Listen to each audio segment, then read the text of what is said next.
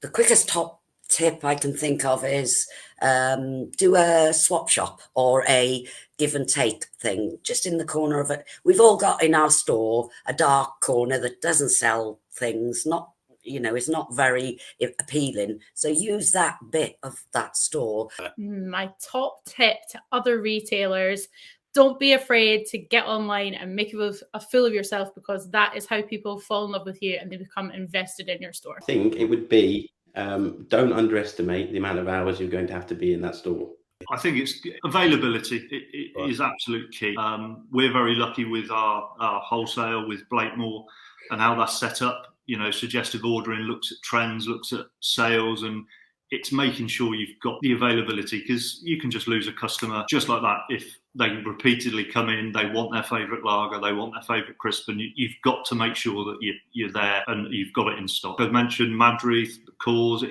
You've got to make sure that those brands are there, because, you know, like me, if you get a taste for it one night, you think, actually, can I afford that little bit, you know, 4 more pints, when you can go and pick up a 4-pack and drink, you know, at home, half the price. You know, that's kind of the way I look at it and pitch it. Do things properly and constantly and be consistent. You don't need to be fancy. You just stick to the basics. If you stick to the basics and do them well and be consistent, you will see growth in your business. If you do that well, then do all the extra bits, like the fancy bits that other retailers aren't doing, and look for niches in the market. But you've got to get the basics right. You've got to do the basics well.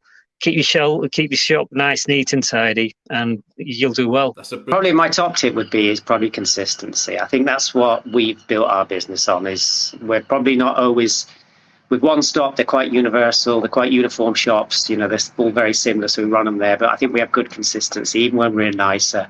Good consistent pricing, good consistent standards, and you know, I think customers, we tend to have more than one stop in an area, know what to expect. And I think if you can be consistent in your standards, rather than trying to be perfect all the time, but consistently good, I think that'll get you where you're looking to be, I think.